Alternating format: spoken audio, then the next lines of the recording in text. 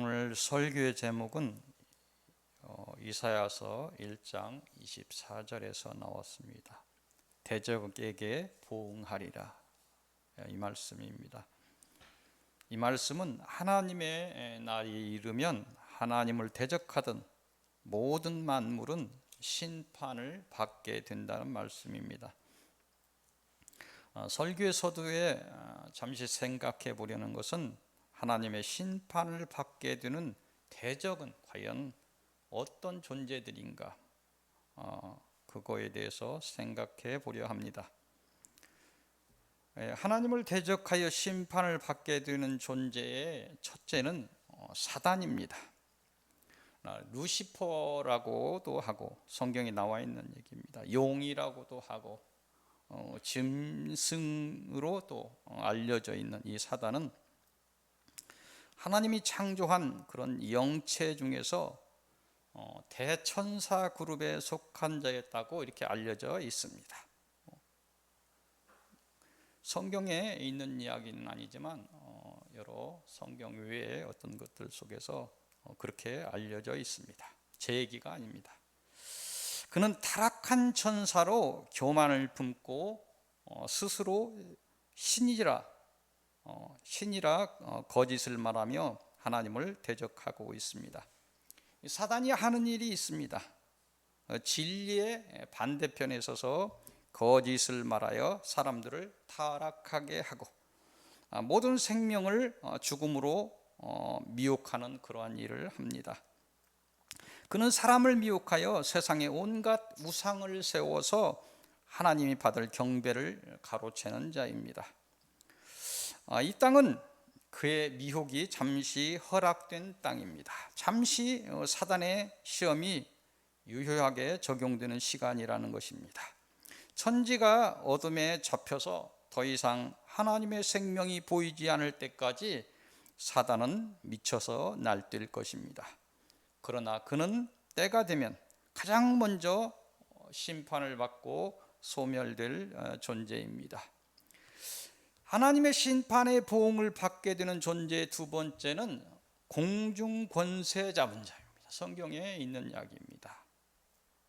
사단은 하나님을 흉내냅니다. 그래서 그렇게 활동해서 마치 하나님의 위처럼 성부, 성자, 성령이 있는 것처럼 여러 모습으로 사람에게 나타나 미혹합니다. 또한 사단은 그가 부리는 영들도 하나님의 대천사 그룹처럼 큰 영들을 세워서 활동하고 있는데 이들이 공중 권세 잡은 자들입니다. 이들은 사단처럼 하늘에 갇혀 있지 않으나 사단은 이미 하늘에 갇혀 있습니다. 사단을 호위하며 하나님을 대적하기 위해 영들을 실제적으로 다스리는 그러한 일을 합니다. 이들은 사단과는 다르게 이 땅의 사람들을 직접 다스리지 못합니다. 사단은 여러 가지 어떤 힘을 발휘해서 갇혀 있으나 사람들을 미혹하고 여러 가지 일을 합니다. 공중 권세 잡은 자들은 그렇게 하지는 못한다는 것입니다.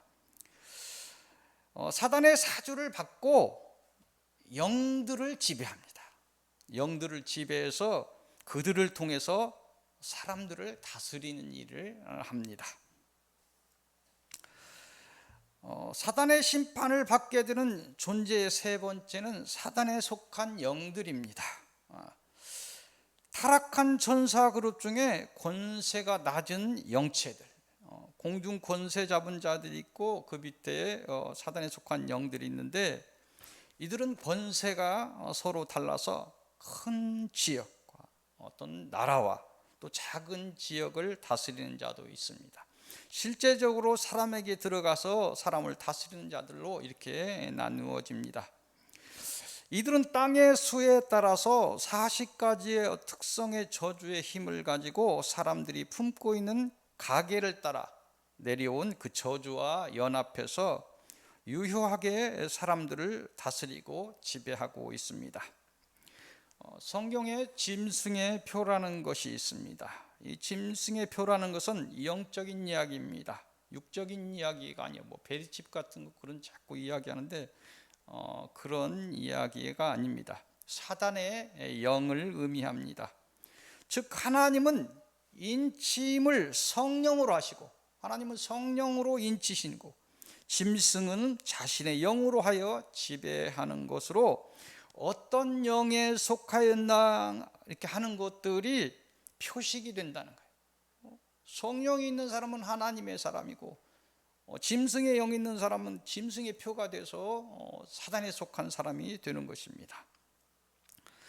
하나님의 보응을 받게 되는 대적의 네 번째는 적그리스도입니다. 성경에 있는 적그리스도입니다. 이는 영체가 아닙니다. 사단의 사주를 받은 어떤 사람을 의미합니다. 성경에서 말하는 적그리스도는 마지막 때에 사단의 사주를 받고 큰 권세를 입고 마치 재림한 그리스도처럼 능력을 행사한다고 되어 있습니다. 마지막 때에 관해서는 인간의 지혜로 열기에 한계가 있습니다. 마지막 때일수록 표적을 쫓는 것에 앞서서 믿음을 세우고 또 사랑을 실천해야 할 것입니다. 하지만 이 적그리스도에 대해서 묵상을 하면서 알아야 할 것들이 좀 있습니다. 지금 마지막 때, 주님이 가셨을 때부터 마지막 때죠. 그래서 종말의 끝인가, 그건 아무도 모르는 거죠.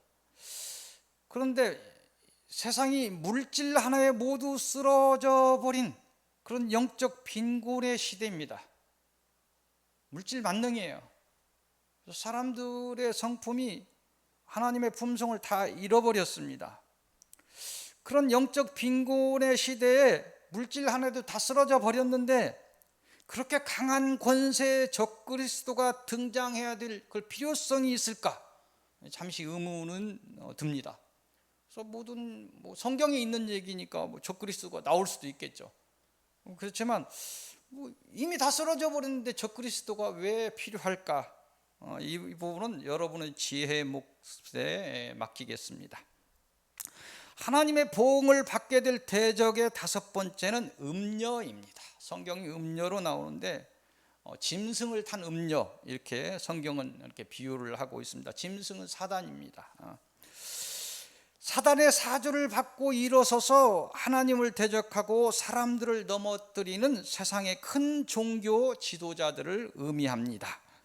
세상 사람들은 그들을 크게 신뢰하여 그들이 인도하는 음란의 비리 소리를 따라 사망의 바다로 빠지게 되는 것입니다.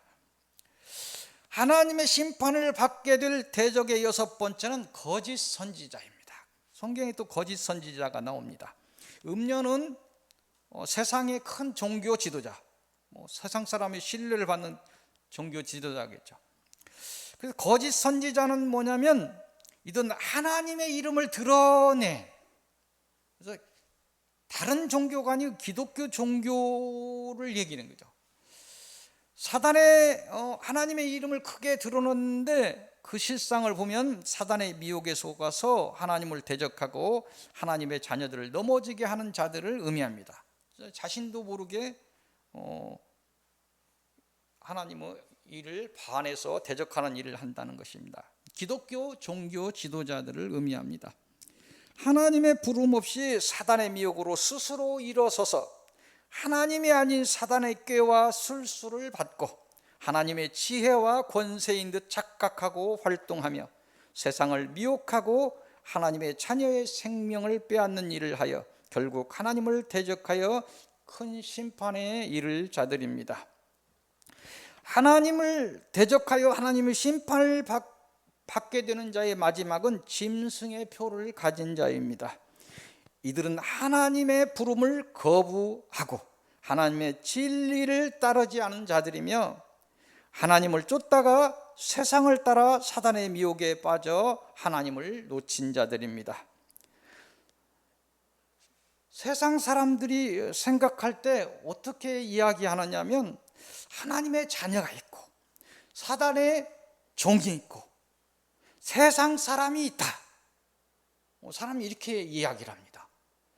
하나님의 자녀도 있고 사단의 종도 있고 그게 속고자 하는 일반 세상 사람이 있다.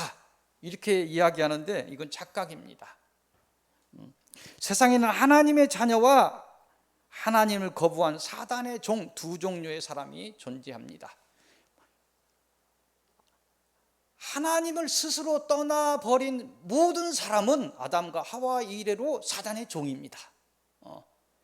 그가 적극적으로 무엇을 드러내든 안 드러내든 하나님의 성령이 없는 사람은 사단의 종입니다. 사단에 속해 있습니다. 많은 사람들이 착각을 하게 됩니다. 그래서 강한 영이 발동해서 자기의 인격을 이기고 막 드러냈을 때 귀신 들린 자, 사단의 종, 우울에 빠졌던, 분노에 빠졌던, 음란에 빠졌던 그 자기 인격을 어느 정도 유지하고 있는 자는 세상 사람, 이렇게 생각하는데 큰 오해라는 것입니다. 그들이 사람들이 원했든 원치 않았든 하나님의 성령으로 인침을 받지 못했다면 자신의 의지와 상관없이 가계의 저주를 따라서 이미 그들은 사단의 종인 것입니다.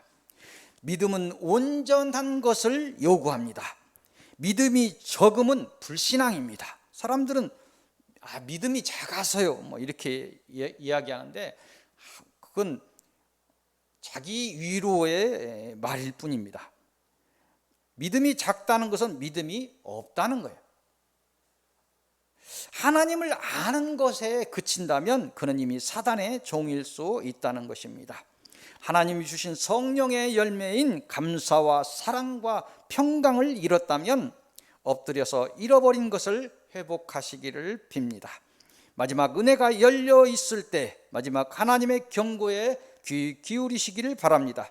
세상의 음란의 활락과 만몬의 흥청거림에 영혼을 빼앗기지 마시고 오직 하나님의 진리를 묵상하시고 복된 기도의 시간을 귀하게 여기시고 마침내 화가 아닌 하나님의 날에 복에 이르시기를 빕니다. 오늘 살펴볼 서론의 말씀은 이사야서 2장 5절에서 22절까지입니다. 이곳을 통해서 주시는 말씀은 여호와의 날이 임하리라, 이런 말씀을 주십니다. 12절을 보면 하나님의 심판의 날이 이 땅에 임할 것을 천명하고 있습니다. 이 여호와의 심판의 날이 임하는 이유는 5절에서 8절까지를 통해서 말씀하십니다. 사람들이 하나님이 아닌 세상의 풍속을 쫓으며 그들이 세상 사람들처럼 우상을 숭배하며 그들이 물질을 쫓아 온 땅을 보화로 채웠으나 그 보화가 쌓인 곳에 하나님이 아닌 우상도 가득하게 세웠다, 이렇게 이야기하고 있습니다. 이 야곱의 족속에게 주는 경고가 오늘날 이 시대의 사람들에게 주시는 경고임은 자명한 것입니다. 여호와의 심판의 날은 스스로 교만한 자와 거만한 자들에게 임한다 말씀하십니다. 자신이 쌓은, 세상에서 자신이 쌓은 그 부와 그 인생의 결과를 의지하지 않기를 빕니다.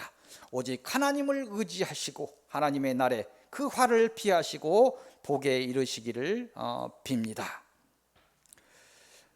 본론의 첫 말씀은 이사야서 4장으로 가겠습니다. 이사야서 4장 2절에서 6절까지입니다.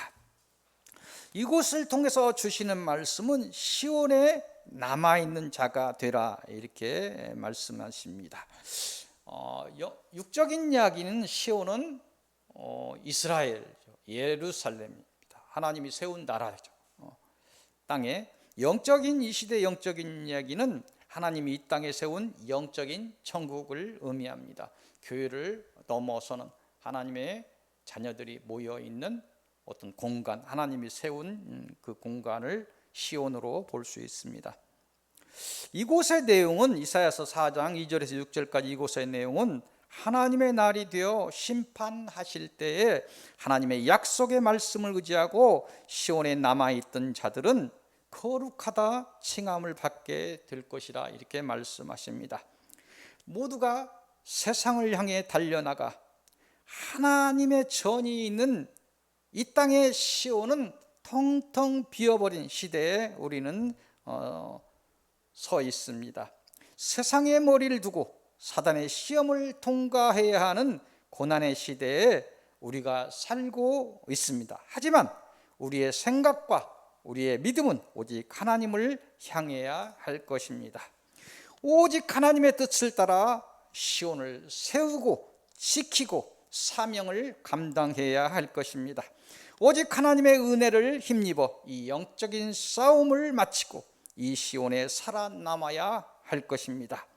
서귀교회 성도 모두 이 하나님의 말씀을 따라 오직 하나님의 산성에 피하시고 이 시험을 이기시고 끝까지 이기셔서 거룩하다 칭함을 받는 그런 복된 사람들이 되시기를 빕니다. 오늘 주시는 본론의 두 번째 말씀은 이사야서 5장으로 갑니다. 이사야서 5장 1절에서 7절까지입니다. 이곳을 통해서 주시는 말씀은 포도원은 짓밟히리라 이렇게 말씀하십니다.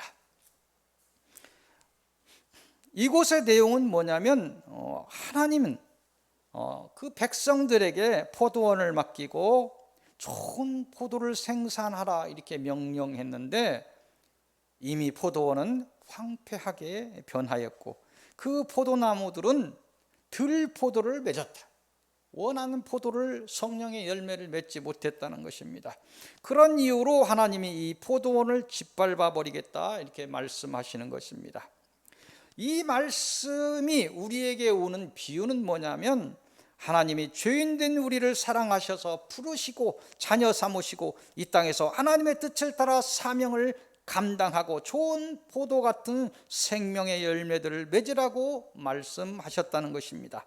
하지만 이 땅에 하나님의 뜻을 따르는 자들은 사라졌고 포도나무는 고사하였고 다 죽어버렸고 엉뚱한 독한 열매들만 가득하여 이제 이 세상 사람을 모두 심판하고 이 땅 또한 저주의 심판을 받을 것을 예언하시는 것입니다.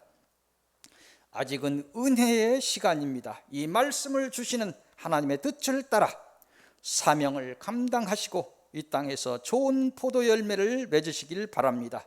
이 경고의 음성을 통해 복에 이르는 복되고 거룩한 백성들이 되시기를 빕니다. 오늘 주시는 결론의 말씀은 처음 보았던 이사야서 1장 1절에서 31절까지입니다. 이것을 통해서 주시는 결론의 말씀은 대적에게 보응하리라입니다. 이곳의 내용은 이사야의 입을 통해서 왜 하나님이 이 세상과 이 세상 사람들을 심판해야 되는지 이유를 말씀하시는 것입니다. 모두가 하나님이 창조한 하나님의 자녀들인데 모두가 하나님을 떠났다는 것입니다. 사람들이 자신의 주인이 누군지 알지 못하고 엉뚱한 사단의 종들이 되고 말았다는 것입니다. 천대를 거치며 하나님의 종들을 보내 하나님께 돌아올 것을 외쳤으나 끝내 하나님을 배신하였다는 것입니다. 아들을 보내 돌아올 것을 외쳤으나 그 아들마저 죽이고 소리 지르며 하나님을 대적하는 그런 악을 범하였다는 것입니다. 이 악한 세상을 향해서 하나님은 마지막 권면의 말씀으로 주시는 말씀이 있습니다. 16절의 말씀입니다. 너희는 스스로 씻으며 스스로 깨끗하게 하여 내 목전에서 너희 악한 행실을 버리고 행악을 그치라. 아멘. 네. 오늘 우리에게 주시는 말씀입니다. 이를 행한다면 우리의 죄가 주홍 같을지라도 사함을 받고 눈과 같이 희어질 것이요 진홍같이 붉을지라도 양털같이 희어질 것이라 말씀하십니다. 계속해서 심판의 경고를 하시는 하나님의 경고에 귀 기울이시기를 바랍니다. 오직 하나님 앞에 엎드리시고 죄 사함에 이르시기를 바랍니다. 오직 하나님의 은혜를 입어 시온의 생명을 가진 자로 남아 여호와의 심판의 날에 복을 이루시기를 빕니다. 이 복이 여러분과 여러분의 자녀와 여러분의 형제와 여러분과 기도로 연결된 모든 사람들에게 임하시기를 기도하고 소망하며 축원드립니다. 기도하겠습니다. 보응하시는 하나님, 두렵고 떨림으로, 그런 떨리는 마음으로 하나님의 음성을 듣습니다. 저희가 다만 기도하옵나니 저희에게 지혜와 권세를 주셔서 사단의 미혹을 이기고 시온에 남아있는 자가 되게 하옵소서. 더욱 저희에게 담대한 믿음을 주셔서 오는 시험을 두려워하지 않게 하시고 성령의 인도를 받아 사명을 온전히 감당하게 하옵소서. 아직 은혜를 거두지 마시고 하나님의 영광을 위하여 이 땅에 천국을 확장시켜 주옵소서. 이 포도원을 지키고 가꿀 사명자들을 보내 주옵소서. 우리의 생명이 주께 있음을 고백하오니 저희에게 은혜를 베푸소서. 저희를 강하게 하옵소서. 모두가 이긴 자가 되게 하옵소서. 주 예수 그리스도의 이름으로 기도하옵나이다. 아멘.